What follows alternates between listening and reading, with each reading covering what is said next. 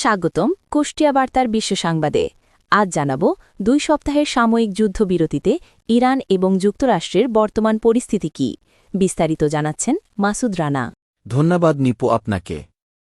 Iran এবং যুক্তরাষ্ট্রের বর্তমান পরিস্থিতি অত্যন্ত নাটকীয় এবং উত্তেজনাকর মোড় নিয়েছে।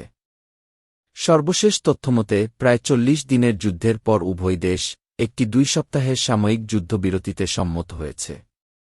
মার্কিন প্রেসিডেন্ট ডোনাল্ড ট্রাম্প ইরানকে সম্পূর্ণ ধ্বংস করে দেওয়ার হুমকি দেওয়ার মাত্র 1 ঘণ্টা আগে এই যুদ্ধবিরতি ঘোষণা করা হয়।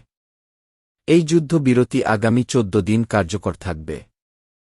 যুদ্ধবিরতির শর্ত হিসেবে ইরান সাময়িকভাবে হরমুজ প্রণালীতে বাণিজ্যিক জাহাজের জন্য খুলে দিতে রাজি হয়েছে।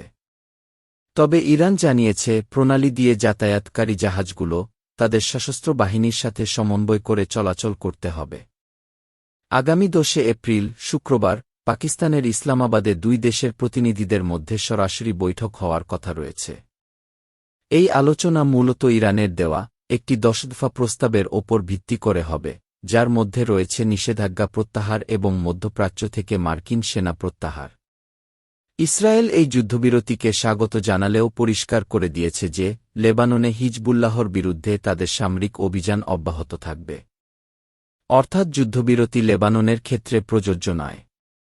ইরান দাবি করেছে এই যুদ্ধবিরতি তাদের রণক্ষেত্রের বিজয়ের ফসল। যুক্তরাষ্ট্র ও ইরানের মধ্যকার বর্তমান পরিস্থিতি এখনও অত্যন্ত নাজুক ও ভঙ্গুর অবস্থায় রয়েছে। 2 সপ্তাহের এই সাময়িক যুদ্ধবিরতি এবং আসন্ন শান্তি আলোচনার সফলতার ওপর নির্ভর করছে মধ্যপ্রাচ্যসহ পুরো বিশ্বের ভবিষ্যৎ স্থিতিশীলতা। কুষ্টিয়া বার্তার বিশ্ব সংবাদের সাথে আমি মাসুদ রানা।